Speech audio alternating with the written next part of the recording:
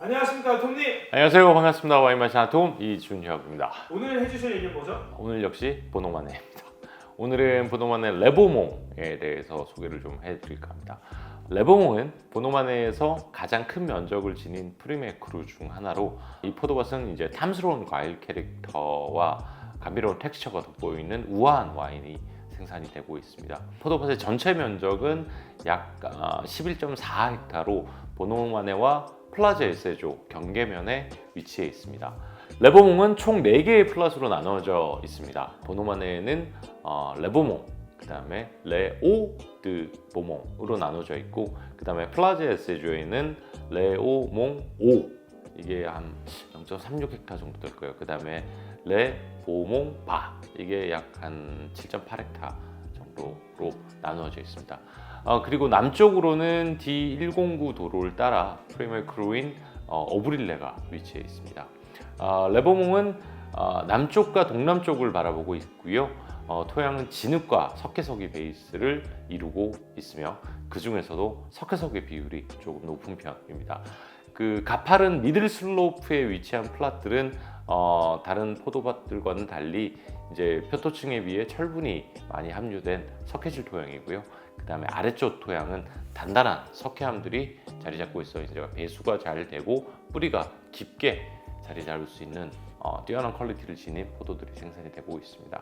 그리고 이제 포도밭이 남동쪽을 향하고 있어 남서쪽으로 불어오는 서늘한 바람이 포도를 식혀줘서 또 좋은 애시디티를 지닌 와인을 만들수록 도와준다고 합니다. 가장 먼저 컬렉터블 생산자, 여기는 절대 빠질 수 없죠. 도멘 르루아입니다. 도멘 르루아는 2.6113 헥타의 레보몽을 소유하고 있으며 포도밭이 2개로 나누어져 있어요. 그래서 2.35 헥타는 보노만에 위치해 있고, 두 번째 플랫은 이제 플라자 에세조 레보몽 바에 위치해 있고요. 면적이 2.563 헥타입니다. 랄루비스 르루아는 1988년 샤를로일라부터 이 포도밭을 구입을 했고요. 1년에 평균 한 6,000병에서 8,000병 내외의 와인을 생산하고 있습니다. 이 와인의 경우 르루아 특유의 폭발적인 향기죠. 만약 블라인드 테스팅 한다면 리시브르라고 해도 과언이 아닐 만큼 노즈 하나는 정말 끝내주게 매력적인 와인이지만, 사실 바디하고 피니시가 조금 리시브르에 부족해 아쉬움이 남는 와인이고요. 때로는 속일 수가 없죠. 밥발은 속일 수가 없죠. 그렇죠.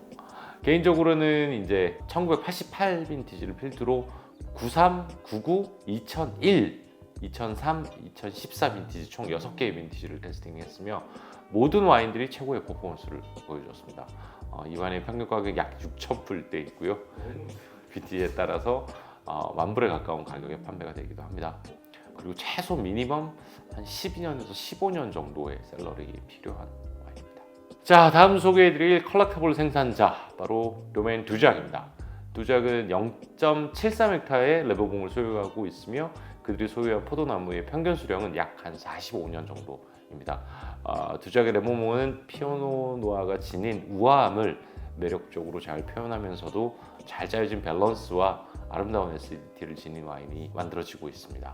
개인적으로 이 와인은 2005 빈티지를 필두로 2009, 2010, 2012, 14, 15, 16, 17, 18, 19, 20 빈티지를 테스팅했으며 모든 와인들이 특유의 매력을 잘 표현해 주었습니다. 이 와인의 평균 가격은 약 600불대이고요. 빈티지에 따라서 1200불을 상회하기도 합니다. 그리고 빈티지에 따라서 제가 보기엔 최소 10년에서 15년 이상의 셀러링이 필요한 와인입니다. 자, 다음 소개해드릴 컬렉터블 생산자는 루시엥 자이에입니다. 루시엥 자이에는 1995년까지 레보몽을 생산하였으며 이후에는 그가 소유한 포도밭들을 모두 엠마누엘 후제에게 팔게 되었죠. 엠마누엘 후제는 이제 앙리자의 지도 아래서 1977년부터 와인 생산에 대해 배우기 시작을 했고, 마침내 이제 1985년 본인의 첫 빈티지를 생산하기에 이르렀습니다. 엠마누엘 후제는 앙리자이에와 함께 앙리자이의 형제들인 루시엥 자이에 그리고 조르 자이의 포도밭을 관리해 주었으며, 이때 앙리자이로부터 많은 가르침을 받아서 이제 와이너리 초석을 다지게 되었는데요. 앙리자이의 엠마누엘 후제는 루시엥 자이에가 소유하고 있던 레보몽 역시 루시엥 자이에를 대신해 앙리자이와 함께 와인을 만들어 주었습니다. 개인적으로는 1978 빈티지를 필두로 83, 85, 90 빈티지 총 4개의 빈티지를 테스팅했는데요. 모든 와인들이 아주 매력적인 퍼포먼스를 보여주었습니다. 하지만 이 와인 경우 생산량이 그리 많지도 않았고 생산을 그만둔 지도 이미 20년이 훨씬 넘어 이제 시장에서는 거의 구입이 불가능하지만 아주 가끔 옥션에서 나오기도 해요. 앙리자이가 대신 만들어준 와인이기 때문에 기회가 되신다면 꼭 한번 경험해 보시기를 추천해 드립니다. 레이블이 이렇게 생겼어요. 원래 자이의 택 들어가는 거 똑같이 들어가 있고, 제가 이것도 에코에서 샀네요. 제가 그때 한 1200불 정도 줬나 그랬을 거예요. 자, 다음부터는 이제 컬렉터블 생산자는 끝냈고 하일리 리커멘드 강력 추천하는 생산자의 와인들을 소개시켜줍니다. 가장 먼저 소개해드릴 생산자는 엠마누엘 후제입니다. 엠마누엘 후제는 앙리자이뿐만 아니라 앙리자이의 큰형인 루스앵자이가 소유하고 있던 이제 레보몽을 물려받았고 총 2개의 파셀로 포도밭이 나누어져 있는데 플랫은 모두 플라자 에세이에 위치해 있습니다. 그리고 그들이 소유한 포도밭은 0.2915헥타이고요. 포도나무의 평균 수령 약 50년 정도 된다고 합니다. 개인적으로는 후제의 레보몽을 90 빈티지를 시작으로 93, 95, 96, 99, 02, 03, 04, 05, 06, 09, 2010, 2013, 2016 빈티지를 테스팅했는데 그 중에서도 90, 96, 99, 02, 05, 09, 2010 빈티지가 최고의 퍼포먼스를 보여줬는데 그 중에서도 진짜 90, 93이 정말 매력적이었어요. 그러니까 어느 정도냐면 압도적이다. 예전에 제가 뉴욕에서 300불짜리 모임 블라인드 테스팅을 했었거든요. 그때 제가 이거 레보몽 93 들고 갔었는데 그냥 다른 와인들을 거의 지근지근하다시피 정말 매력적이었어요. 기회가 되면 93 빈티지는 꼭 다시 한번 만나고 싶어요. 90 빈티지, 93 빈티지.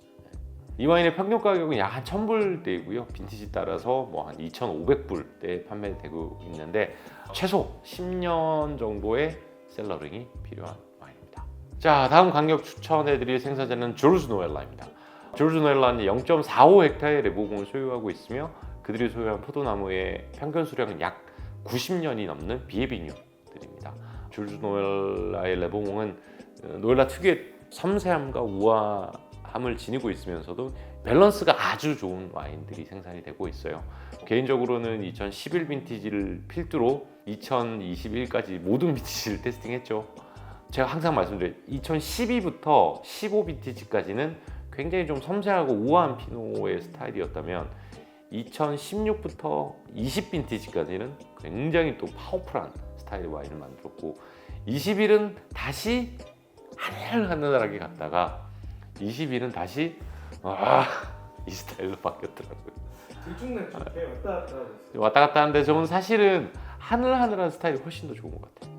이 와인의 평균 가격대는 약 한 300불대이고요. 올드 빈티지의 경우 7불 중반대에 판매되는데 막심이 만든 와인이 아니라서 스타일이 많이 다릅니다. 그리고 빈티지에 따라서 최소 10년에서 12년 이상의 숙성이 필요한 와인입니다. 자, 다음 소개해드릴 강력 추천 생산자는 세실 트럼블레입니다. 세실 트럼블레는 사실 가격으로 치면 컬렉터블로 넣어도 손색이 없는데 고민을 하다가 그냥 강력 추천 생산자를 넣게 됐습니다. 세실 트럼블레는 약 0.1493헥타의 레보몽을 소유하고 있고요. 포도나무는 1927년에 식재된 포도나무를 아직 그대로 사용을 하고 있다고 합니다. 그 다음에 세실 트럼블레 특유의 매혹적인 향기가 돋보이는 와인이고 피노누아가 지닌 매혹적인 향기를 아주 잘 표현을 하고 있어요. 그리고 이제 어릴 때 맛을 보는 것보다 숙성이 되었을 때 이 진가가 나타나는 와인이라고 생각을 하시면 돼요. 개인적으로는 2010 빈티지와 2014, 2015 단 3개의 빈티지만을 테스팅했는데 다 좋았어요, 사실.